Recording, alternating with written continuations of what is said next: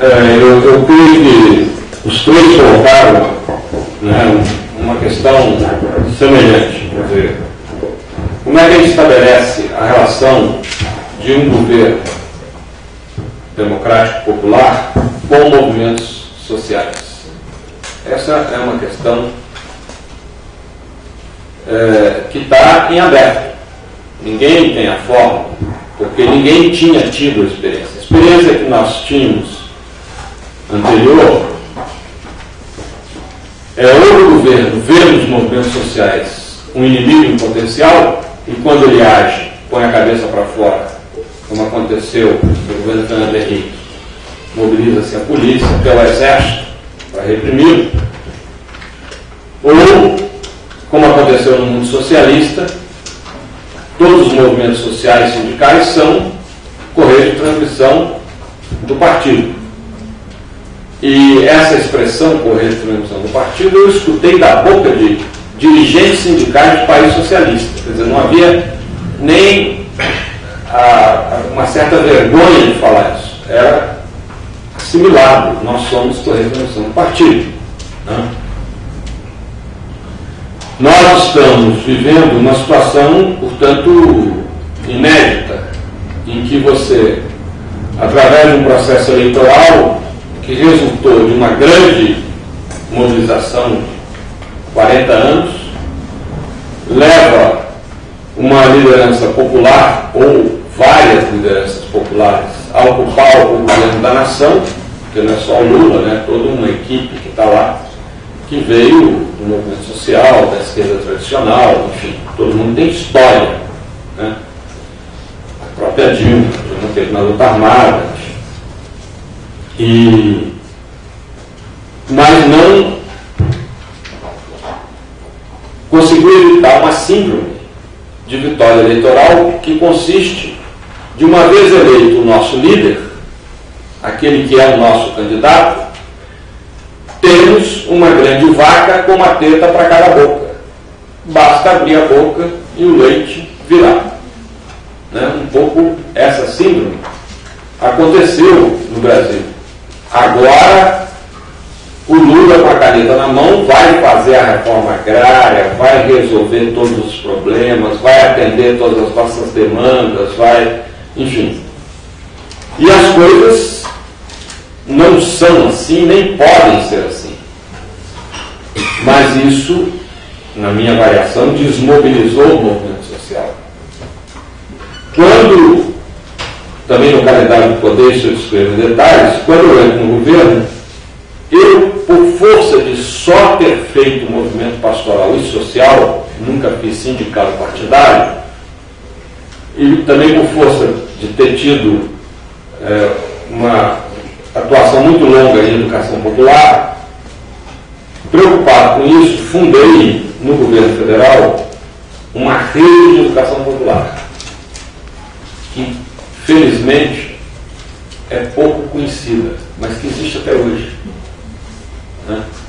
O governo federal banca uma rede nacional de educadores populares, que faz o quê? No início era para atender os beneficiários do Fome Zero. Hoje a coisa se expandiu.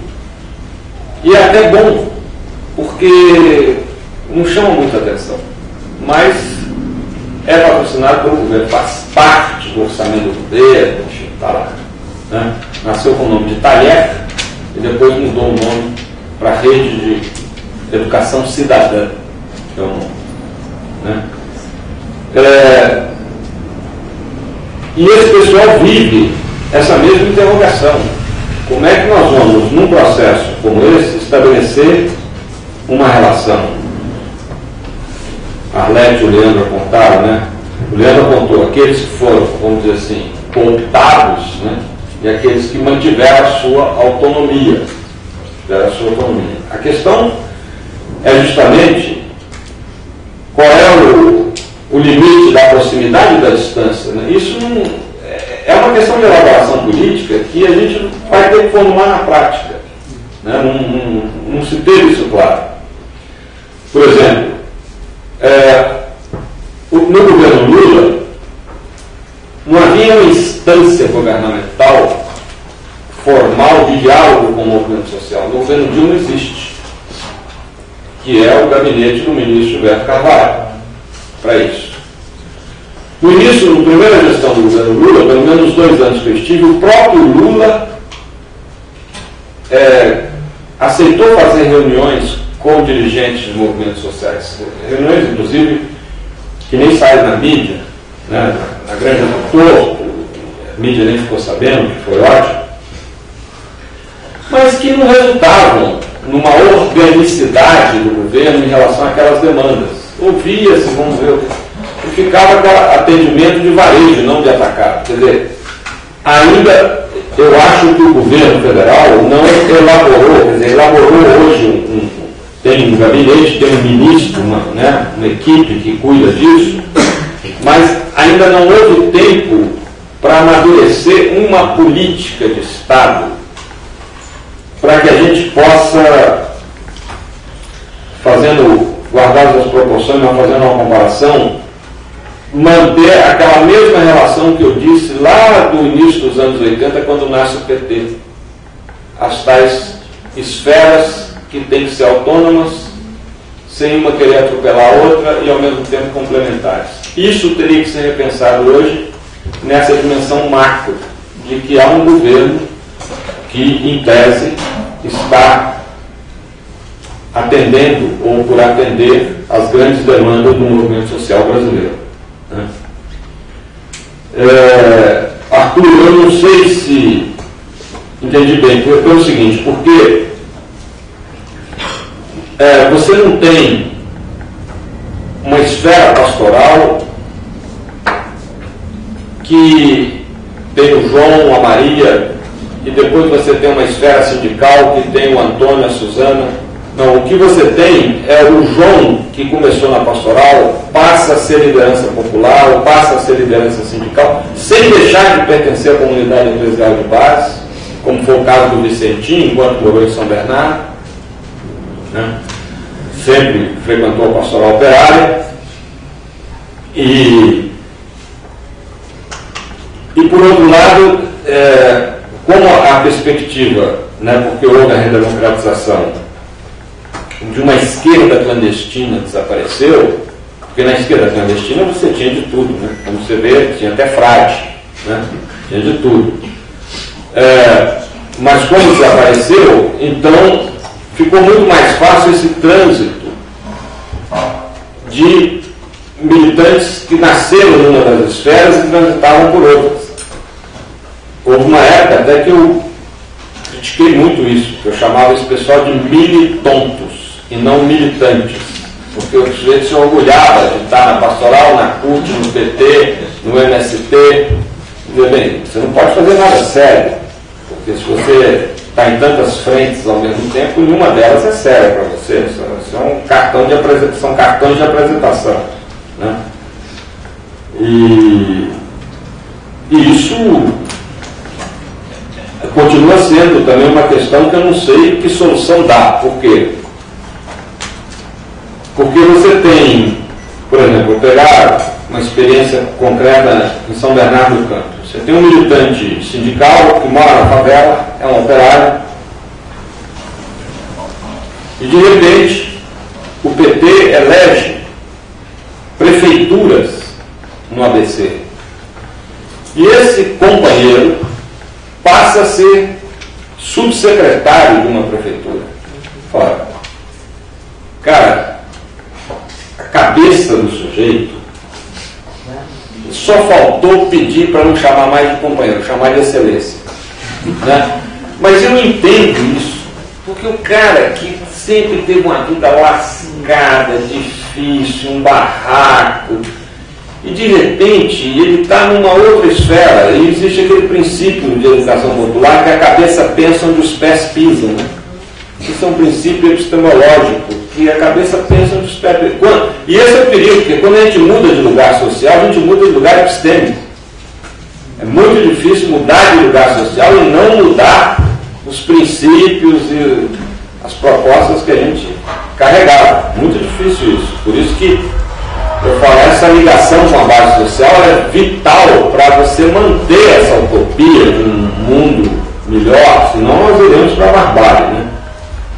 Mas esse processo, que é outro fenômeno que a gente precisa analisar melhor para tentar neutralizar, porque ele está ficando corrente de cooptação, não de classe, mas de uma outra categoria de militante que vira chefe de seção, né? E aí a preocupação dele em manter o emprego, o bom salário, as benesses, as mordomias, é maior do que de levar adiante um projeto político, né? Eu vejo, custei a perceber isso, mas, por exemplo, em Cuba, um país com o qual tem muita intimidade, aos poucos eu fui percebendo quantos dirigentes comunistas eram pelegos e só enchiam a boca de todos aqueles chavões porque convinha à carreira e às ambições pessoais deles, né? E me lembro da discussão que eu tive com um deles, que me questionou porque eu fazia críticas ao governo cubano lá em Cuba, e ele dizia que eu estava me intrometendo. Eu falei: olha, primeiro que eu não aceito que a Revolução Cubana seja propriedade privada dos cubanos, e segundo, que é muito mais difícil para mim, que vivo num país capitalista, defender Cuba, do que para você que vive aqui e ainda participa do poder. Então eu continuo achando que as críticas que eu tenho que dizer aqui e não fora daqui, né? Porque tem um princípio que críticas você faz a amigos e denúncias você faz a inimigos, né? Como vocês são meus amigos, eu vou dizer as críticas aqui e não fora daqui. Enfim, mas eu acho que a gente tem que trabalhar essa questão de como uma máquina de Estado, uma máquina de governo, preserva e, ao mesmo tempo, incentiva a autonomia do movimento social. Essa é uma equação a ser destrinchada. Colocou aí de fato, né? Acho que nenhum governo na história do Brasil fez mais conferências corporativas do que o governo Lula e o governo Dilma. Realmente impressionante o número de conferências e de propostas. Propostas muitas vezes não são devidamente amarradas e muito menos orçamentariamente amarradas, né? Esse é um problema grave. Você tem propostas, o governo aprova, etc., mas as coisas não se estruturam num caminho. O caso, por exemplo, da seguridade alimentar no Brasil, segurança alimentar no Brasil, né? Eu trabalhei muito nisso, o Partido Fome Zero, e até hoje, apesar de aprovado no Congresso, etc., a gente não sente que existe uma política efetiva para resolver isso, né?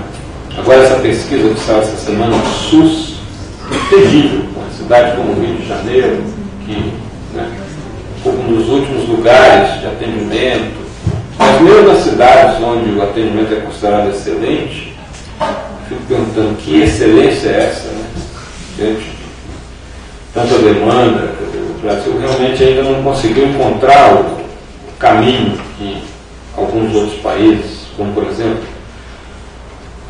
o Reino Unido, né, conseguiram equacionar o problema do atendimento qualificado à saúde. Não sei se continua hoje, mas há tempos atrás aquilo era uma coisa que realmente funcionava.